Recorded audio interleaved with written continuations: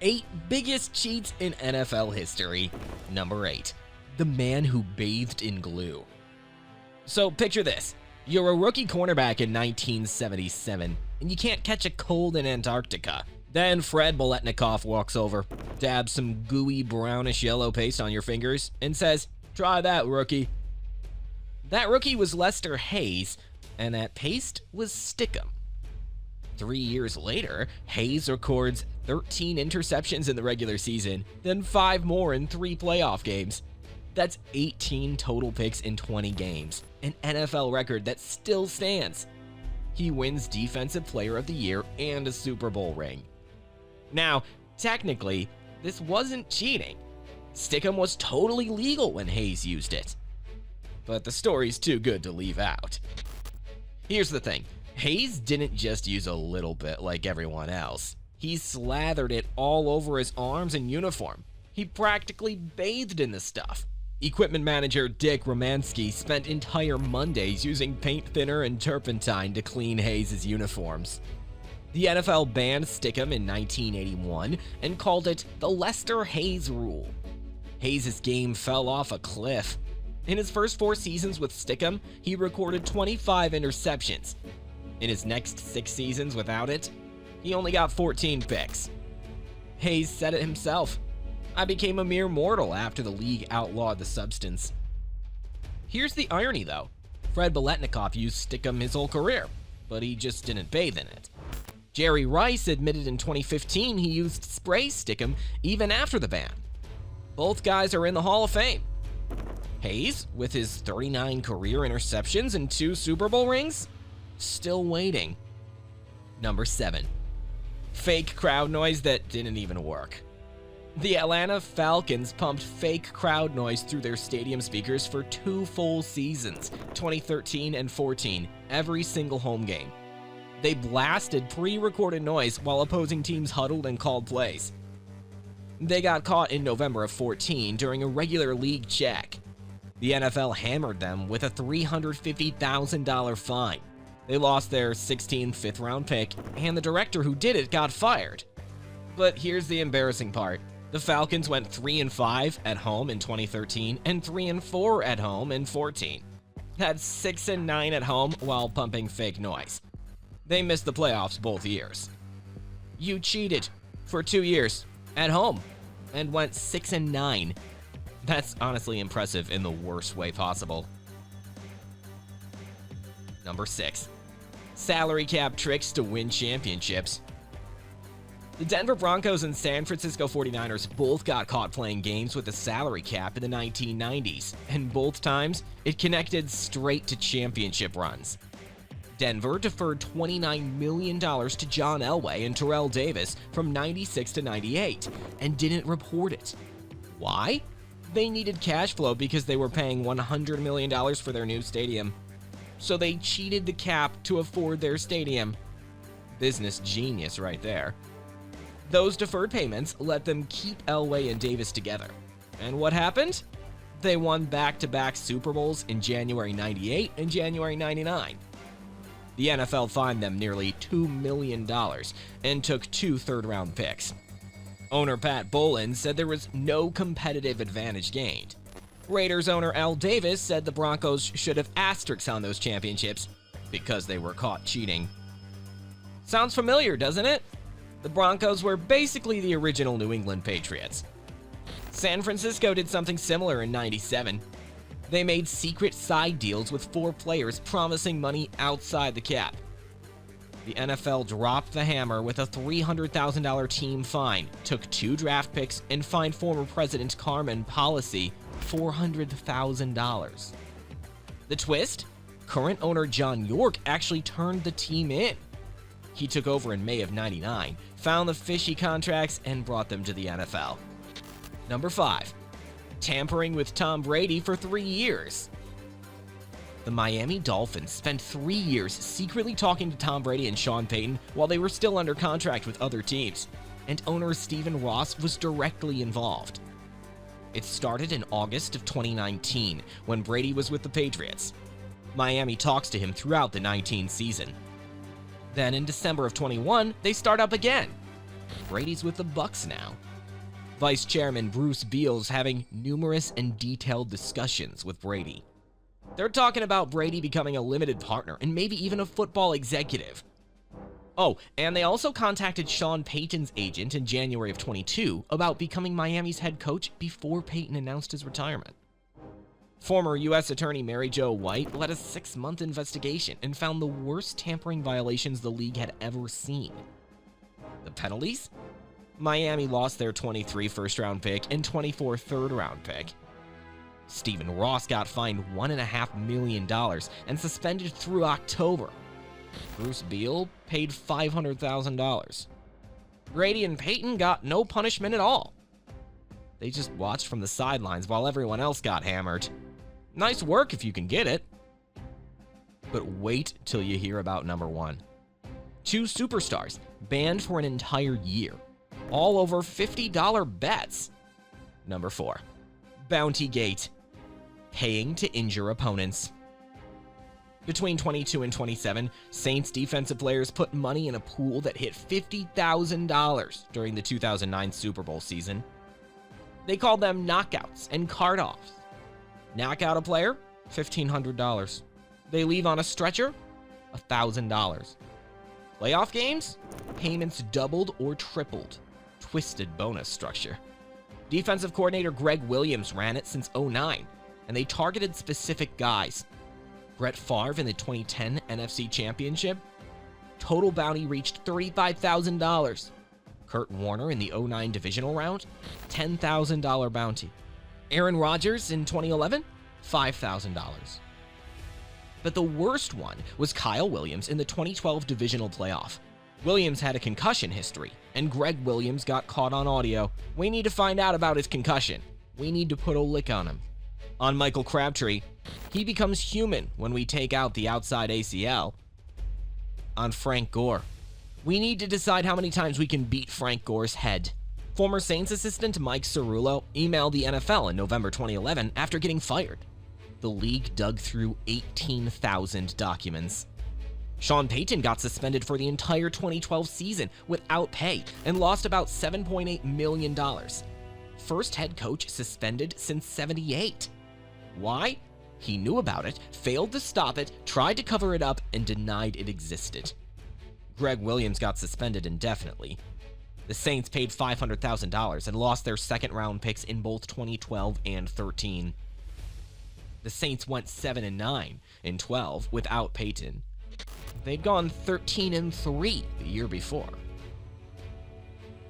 Number 3. DeflateGate. The $20 million investigation. It's the AFC Championship game on January 18th, 2015 at Gillette Stadium, and the Patriots are beating the Colts 45-7 in the rain.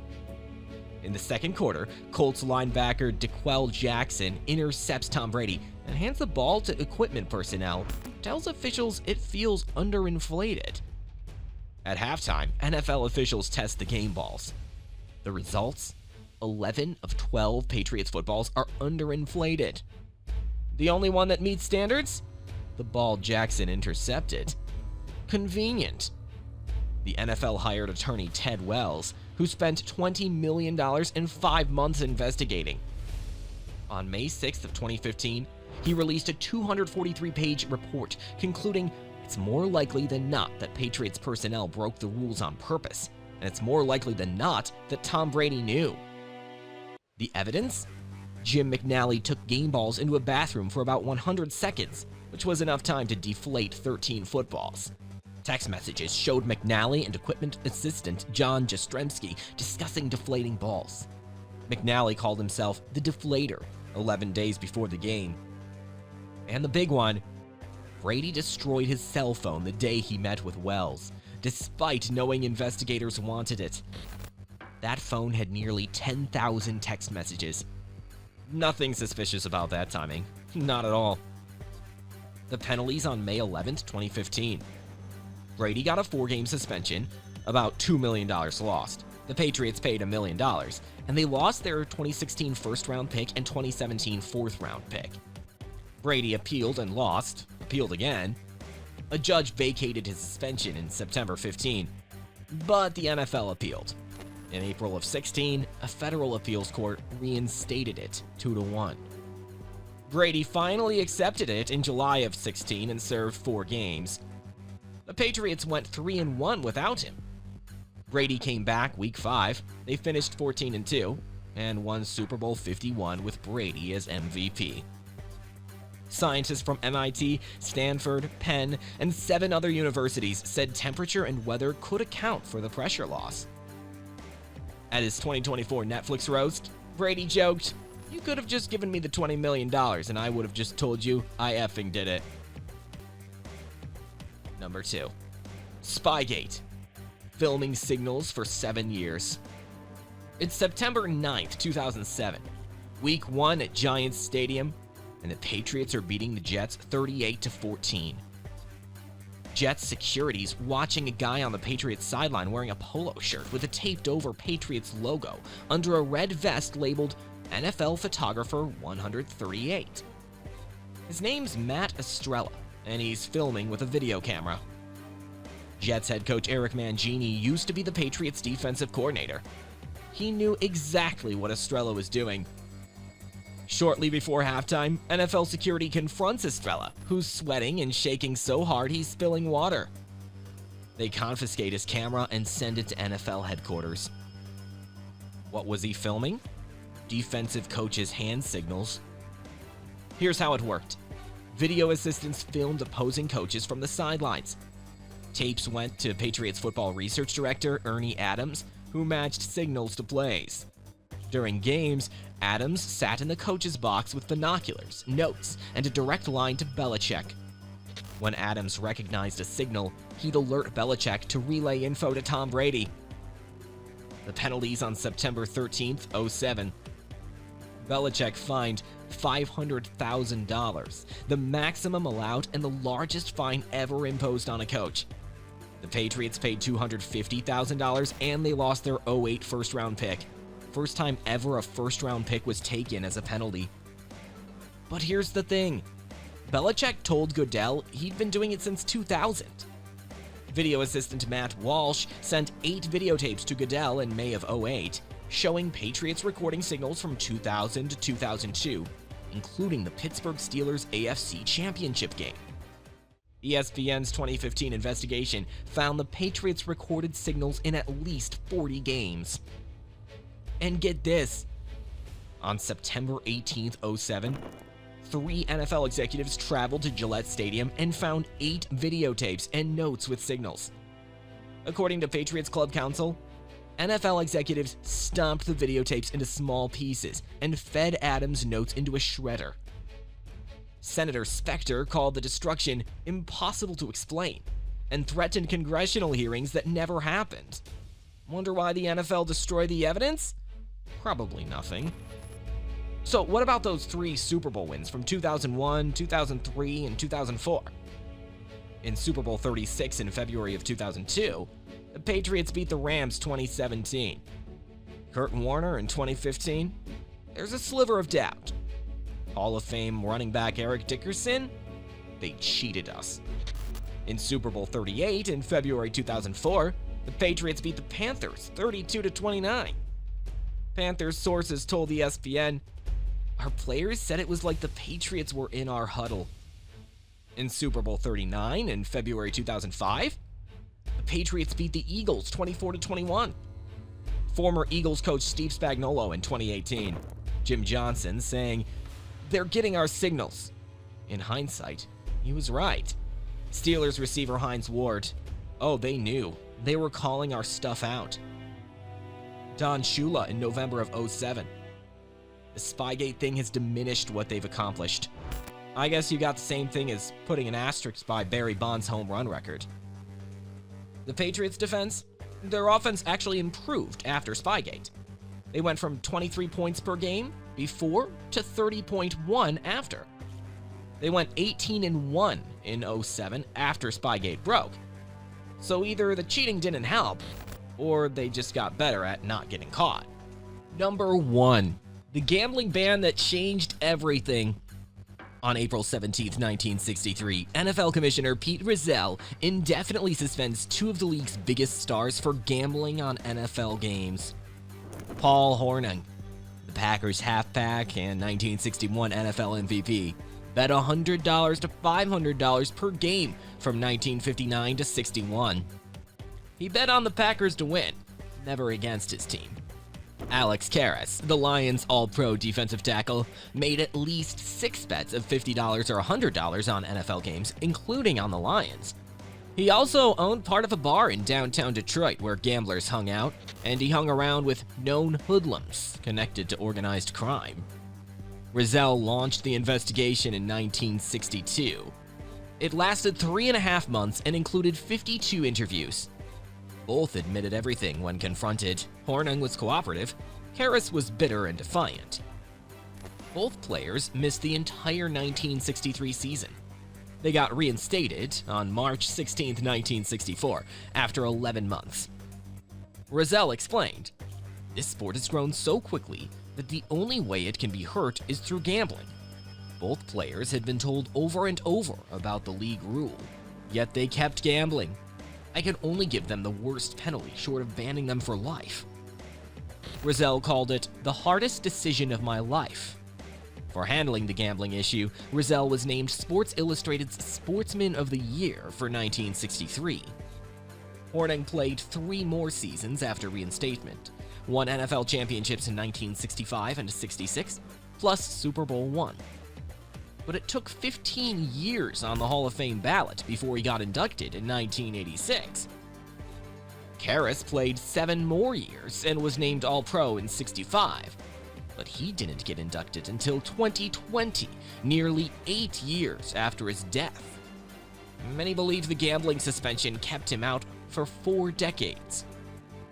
During the 64 season, when an official asked Karras to call the pregame coin toss, he replied, "I'm sorry, sir, but I'm not permitted to gamble." Legend. Flash forward to March 7th, 2022. Atlanta Falcons receiver Calvin Ridley gets suspended indefinitely for betting $1,500 total on NFL games over 5 days while away from the team for mental health. He bet on the Falcons to win. Same rule, same punishment. 59 years later. But here's where it gets wild. In 1963, gambling was illegal nationwide except Nevada. All of it was connected to organized crime. The NFL made $0 from it. Today, the NFL has partnerships with Caesars, DraftKings, FanDuel, and BetMGM worth $2.3 billion. Every broadcast has gambling odds. Every stadium has a sportsbook. Every pregame show talks about the spread. The NFL makes billions from gambling while suspending players for doing exactly what they're telling fans to do. In 2019, Paul Hornung cut the ribbon at an Indiana sportsbook and placed the first ever legal sports bet in the state. The same league that banned him for a year celebrated him opening a sportsbook. The same league that suspended Karras announced his Hall of Fame election on NFL Network right over the fantasy showdown sponsored by DraftKings. So, is the NFL creating more gambling problems? Let's be real. The league went from "gambling will destroy us" to "here's a commercial break brought to you by 3 different sportsbooks" in 60 years. They're making gambling look normal to an entire generation of fans. Kids watching games see betting odds on every screen. Gambling help centers say more people call during NFL season. The NFL says they've got protections. They watch for weird bets. They tell players don't do it. But they're also making $2.3 billion from the thing they once said would destroy the sport. The 1963 rule still stands. Players can't bet on NFL games. But everything around it changed. The league makes billions from gambling while telling players they'll be banned for life if they place a $50 bet. What happened 62 years ago still controls players today. But what the NFL does? That changed completely.